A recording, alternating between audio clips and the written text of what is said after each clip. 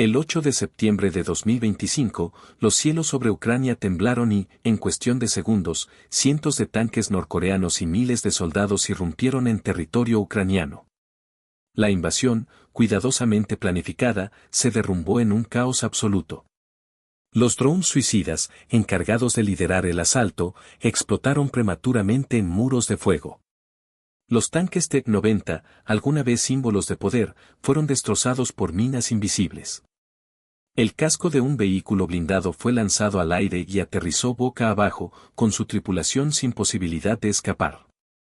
Corea del Norte pasó de ser cazador a presa. Gritos resonaban en los campos llenos de humo mientras los paneles de blindaje reactivo explotaban, las líneas de combustible se incendiaban y los trabajadores médicos eran alcanzados mientras intentaban tratar a los moribundos.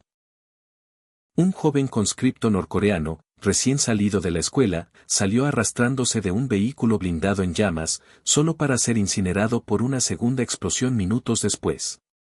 Desde las crestas y los árboles, el ejército ucraniano atacó con una precisión aterradora.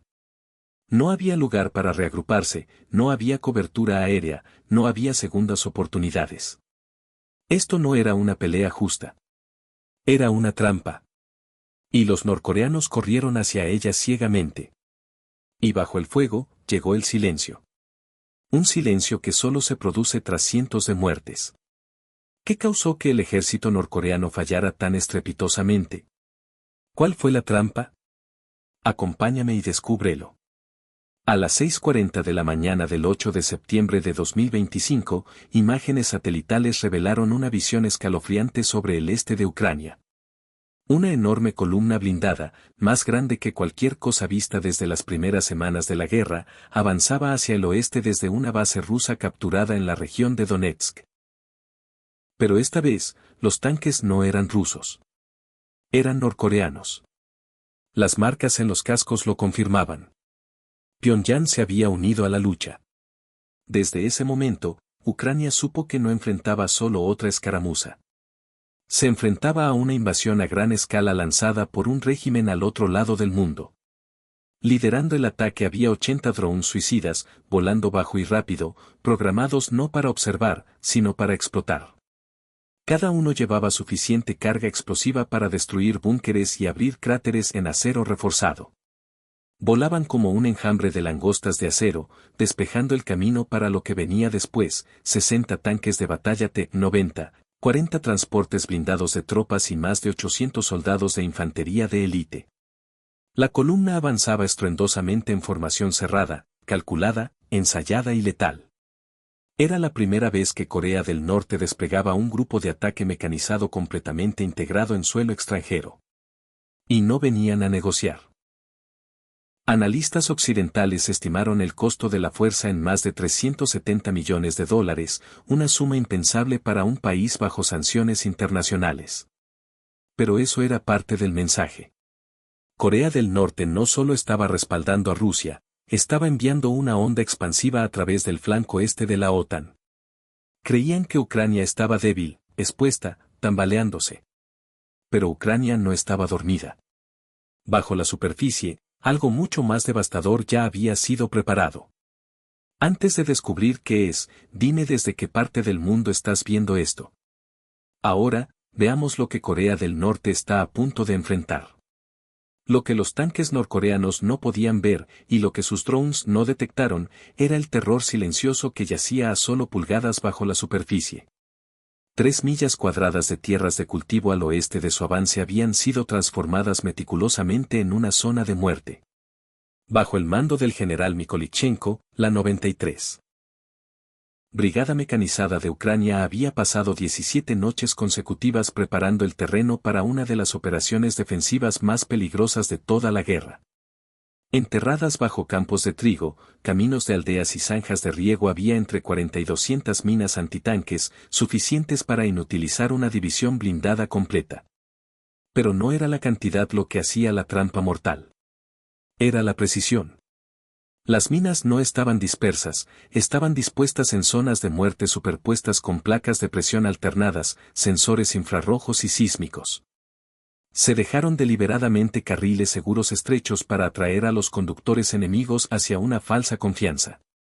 Un diseño tan astuto que había sido revisado y aprobado por ingenieros de combate de la OTAN. Desde el aire, el campo de batalla parecía un tranquilo paisaje rural. Desde abajo, era un arma cargada. A las 7:03 de la mañana, el primer tanque norcoreano cruzó la línea invisible. Segundos después, una explosión sorda convirtió 65 toneladas de acero en escombros voladores. Su torreta, un bloque sólido de blindaje, fue lanzada 48 pies hacia el cielo antes de estrellarse contra una línea de árboles. En 4 minutos, 17 tanques fueron destruidos, la mayoría sin disparar un solo tiro. Dentro de un vehículo de mando ucraniano, operadores de drones observaban el caos desplegarse a través de imágenes térmicas en tiempo real.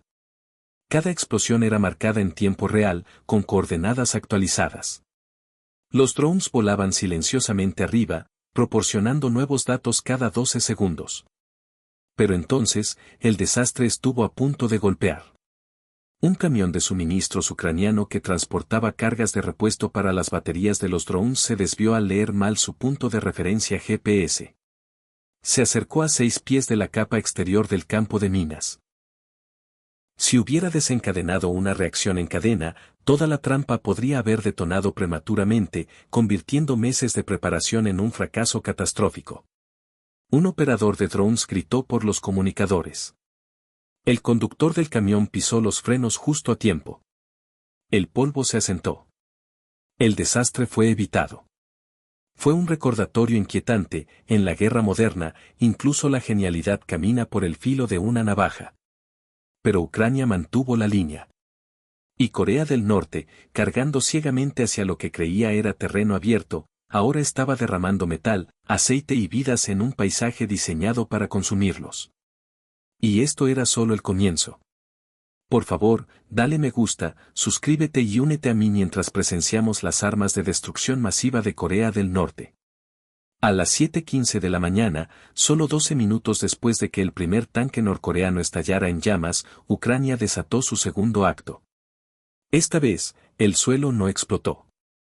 Rugió. Desde 3 direcciones ocultas. Al sur de la línea de árboles, bajo la cresta al oeste y desde un carril de aldea excavado, llegó el inconfundible estruendo de la armadura ucraniana.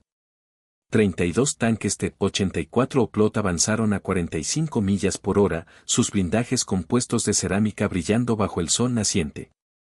Apoyándolos estaban 10 obuses autopropulsados 2 S-22 Bodana, recargados con proyectiles guiados por GPS precisos a 1.7 metros.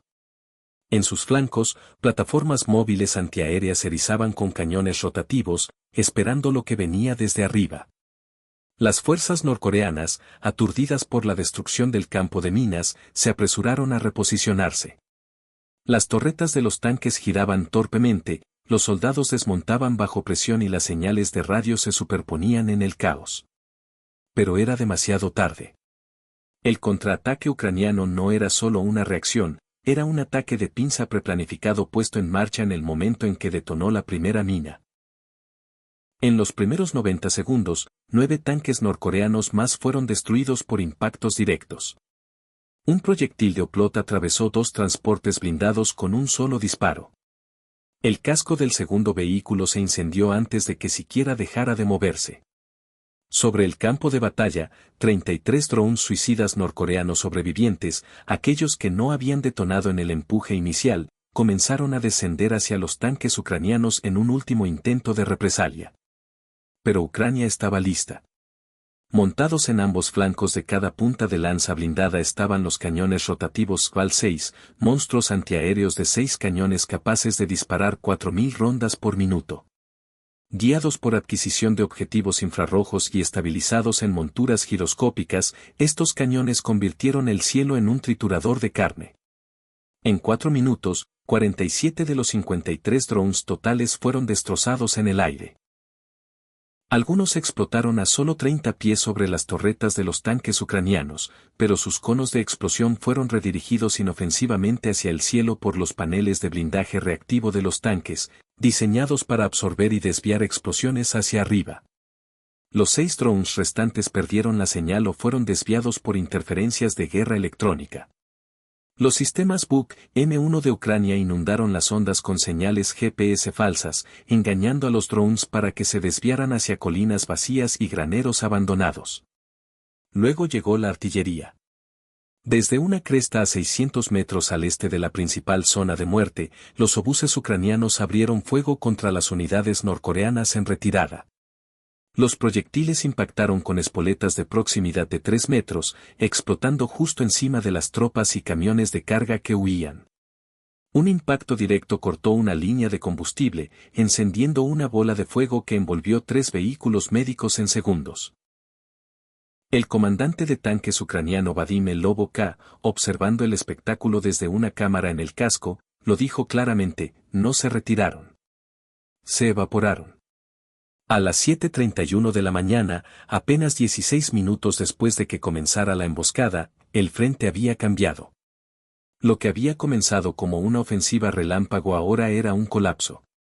Y Ucrania, superada en armas y en número, avanzaba. Y el verdadero golpe aún estaba por llegar.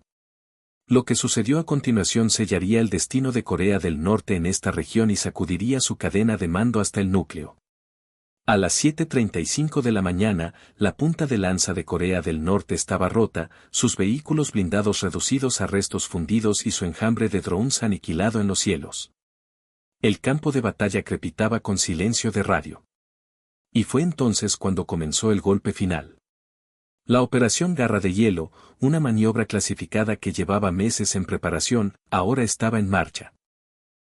Desde trincheras preexcavadas, graneros abandonados, alcantarillas de riego y líneas de bosque, 850 soldados de infantería ucraniana comenzaron a levantarse. Habían esperado en quietud durante más de 36 horas, cubiertos con redes de camuflaje, con sus temperaturas corporales monitoreadas por parches biométricos para evitar la detección de drones térmicos. Estos no eran conscriptos. Eran los mejores de Ucrania, 7 equipos de fuego, francotiradores térmicos de rayos X, equipos antitanques RPG-29, escuadrones de guerra electrónica armados con bloqueadores portátiles de 2 canales y morteros guiados por drones. Mientras la infantería norcoreana en retirada desmontaba de los transportes de tropas en llamas, intentando reagruparse detrás de una granja derrumbada, el cielo se iluminó. Decenas de rondas RPG-29 gritaron a través del campo, cada una con una ojiva de carga tándem capaz de perforar 600 milímetros de blindaje reactivo. Un impacto directo encendió un camión de municiones norcoreano, enviando una bola de fuego de 3 pisos de altura. Su onda expansiva rompió ventanas a media milla de distancia. Desde la cresta, francotiradores equipados con miras térmicas 12-AVX eliminaron a los líderes de escuadrones uno por uno, apuntando a cascos con firmas infrarrojas que diferenciaban a las unidades de mando de los soldados rasos. Cada muerte enviaba otra ola de pánico a través de las filas dispersas. En 6 minutos, más de 110 soldados norcoreanos fueron asesinados o incapacitados. Algunos corrieron, otros dejaron caer sus armas y se arrastraron en busca de cobertura, pero no había dónde ir.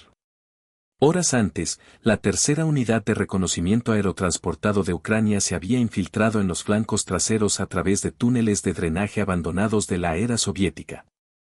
Ahora emergían detrás de los soldados en fuga, formando un muro de acero de fuego supresor.